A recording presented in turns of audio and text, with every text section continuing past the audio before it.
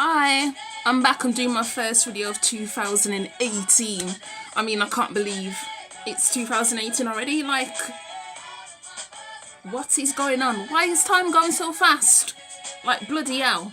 But anyway, I wanted to do this video today to talk quickly about black women's strength, because I feel that that is something that gets misconstrued when we talk about black women's strength. I feel like there is some people tend to put connection to masculinity when it comes to talking about black women's strength, but I don't believe that's what it means at all.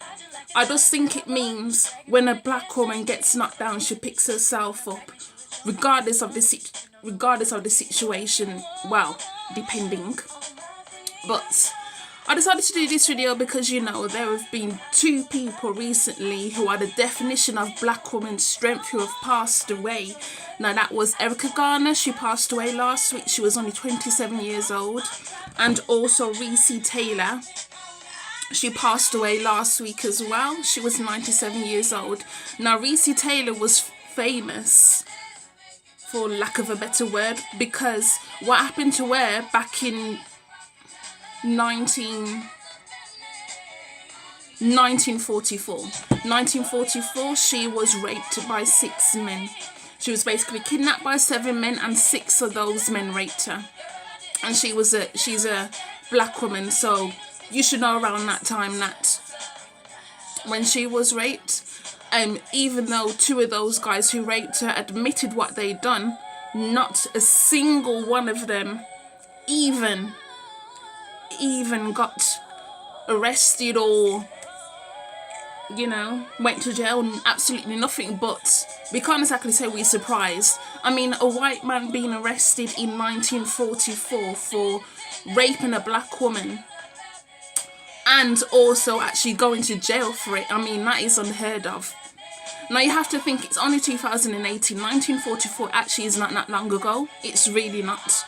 So, and to be fair, times have not changed now. Times really have not changed now. There was a white guy, I think either last year, 2017, or back in 2016, who admitted to raping a woman, and he only did 6 months in jail. I mean, 6 months for raping someone, and you actively admitted that, and you only got six months. And his dad wrote a letter to say, he doesn't need to be in jail because it will ruin his career. And I'm like, he ruined a woman's self-esteem, her self-worth. He just broke her down, and you got the barefaced cheek to say how it affects your son. I mean, how selfish can you be, really? But anyway, off track, let's get back on point. Basically, Reese Taylor was known for standing up for herself in a way, despite the brutality of what happened to her. And she passed away, and she's what I call the definition of a strong black woman. And not a strong black woman as in people always say this nonsense about, because apparently black women have so much attitude, and we always saying that, we don't need anybody. No, and that's not what I'm talking about at all. I mean, a strong black woman who, despite the adversities, we are still here. And that is our strength. We are still here. We are still, waking up every day. We are waking up every day, and we are still living, and we are still existing, and that is the most beautiful thing, and that is our strength. And we are not just here for ourselves, not just here for other black women, but we are here for black people as a whole. And I think that's an amazing thing. And to tell you the truth, not a lot of people have this.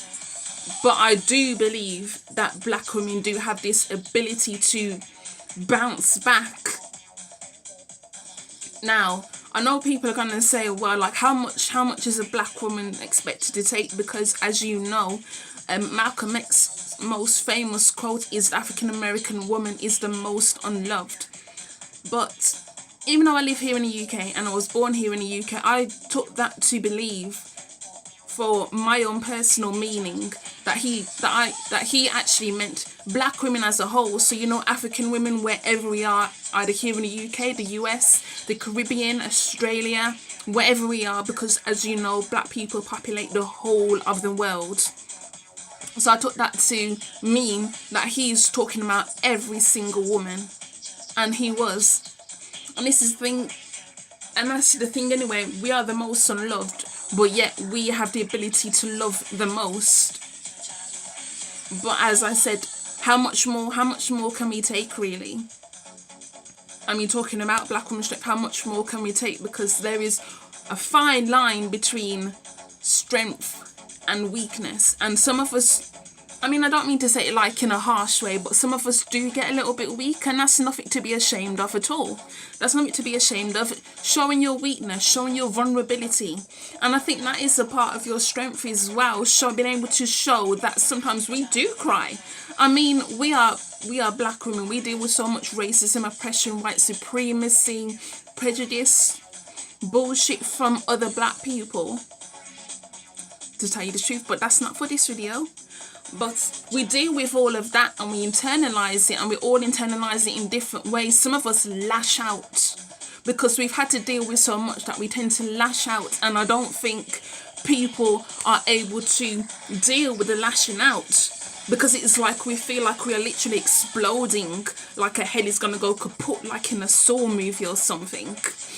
And it's like it's basically coming from a place of hurt. It comes from our heart, it comes from our emotions. And I know people are going to say, well, your emotions are basically, they come from your brain. And I'm like, I know, because basically emotions are connected to your hormones or whatever. But for the point of this video, it's because it comes from a place of hurt.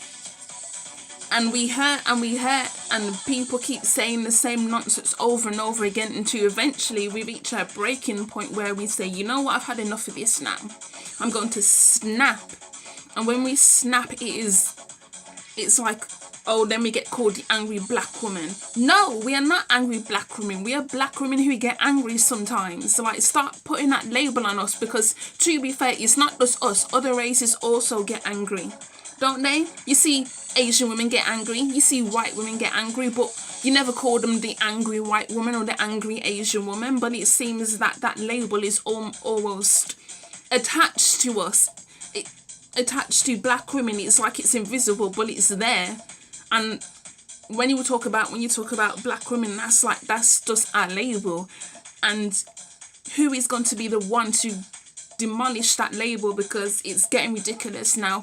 I mean, you can't even read an article in the newspaper about a black woman who's, say, been on X Factor or The Voice or whatever, and she's just showing emotions, and people saying, well, oh, she needs to calm down, she needs to stop being so aggressive. No, the woman is crying. She's crying, and her crying is being labelled as aggression. Crying, for God's sake. But you know what? I'm never surprised, because to be honest, the way they dehumanize the black population for us to show our emotions, that is a human thing. So therefore, to keep this narrative that black people are not human, so therefore we cannot be felt sorry for, they keep having to do this tired old narrative over and over again. You see it in the radio, you listen to it on the radio, you read it in the newspapers, you see it on the TV. Black women are this, black women are that, black women are blah blah blah blah, suck your mother. Okay, but that's what they keep doing over and over and over and over and over again, and I've had enough now.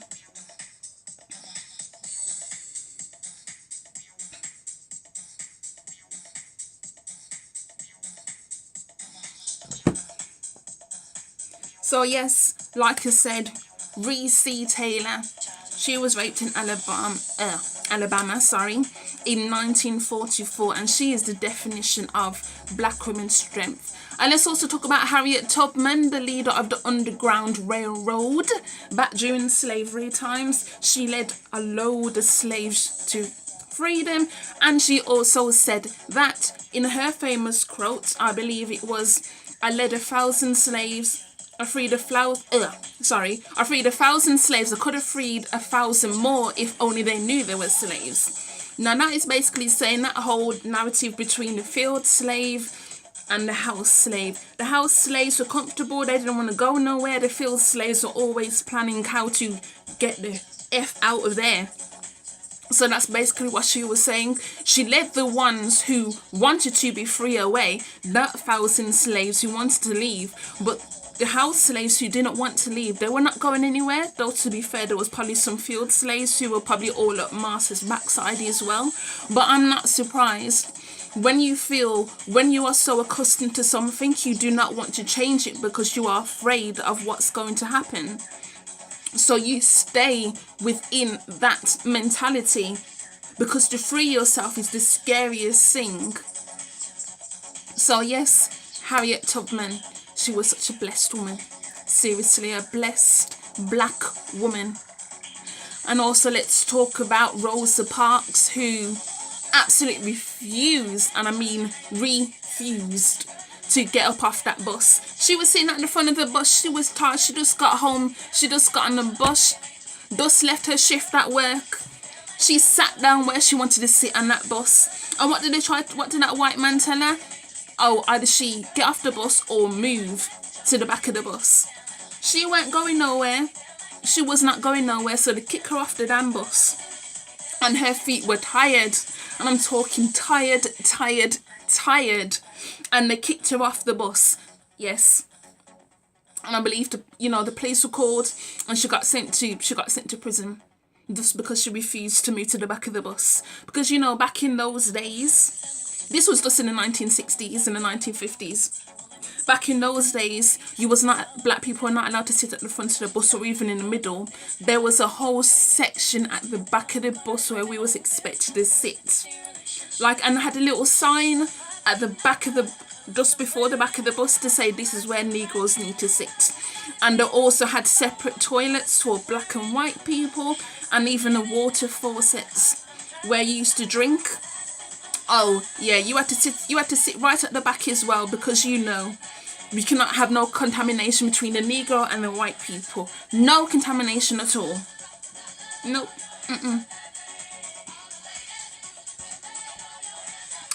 Now, let's talk about Erica Garner. She was only 27 years old. Now, from what I'm understanding, the facts are she had a heart attack back in August 2017 when she gave birth to her youngest child, her little boy.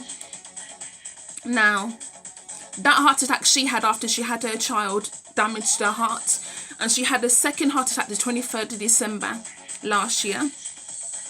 And that second heart attack was the one that led to her being in a coma. And unfortunately, she passed away last week. Now, Erica Garner was known for being very proactive in the black community, for protesting against the New York police, because they was the ones who were responsible for her father Eric Garner's death back in 2014. I actually thought it was 2015, but it was 2014. And I was just like, whoa, has time really gone that quick? And yet justice still not been done. And yet she was out there. And this is just another way black women are being leaders in some sort of way, because they are the first ones there.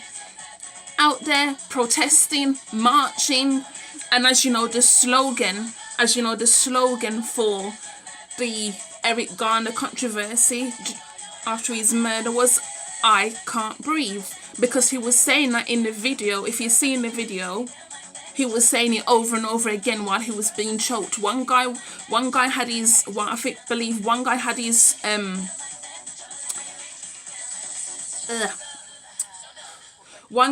leg on his back, and the other guy had his arm round his throat like this, and it was choking him, and Eric was screaming, I can't breathe. So he eventually died because of what they did, and they've held no accountability at all. No accountability whatsoever. It is ridiculous. And to think that now, almost 4 years later since his death, and still not a single one of those police officers responsible for his death have been arrested or put in jail.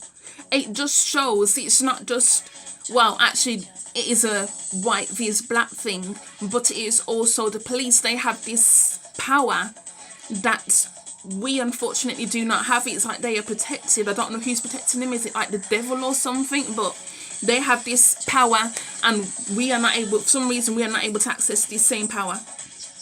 And then shortly after Eric Garner died, the police started going around wearing frigging hoodies and stuff saying I can breathe. And I was like, how disrespectful can you be? You just killed the guy and you're walking around wearing hoodies and jumpers and shit saying I can breathe. I mean, how disrespectful can you be to do that kind of nonsense? But this is what I'm saying.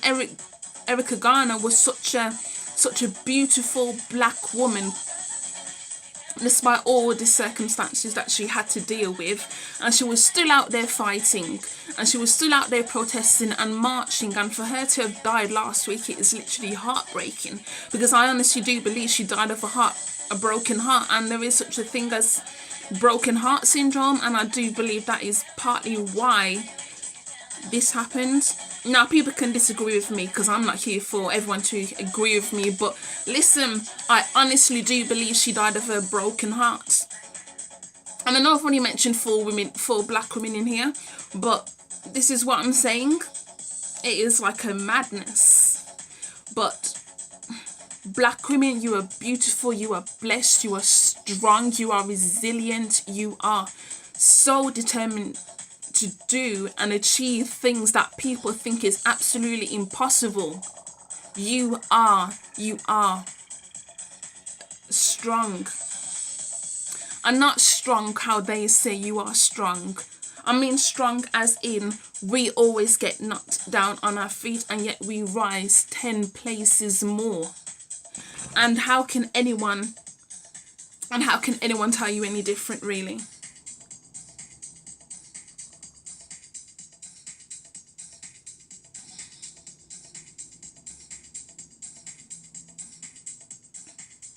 And if you don't believe me, then here we go.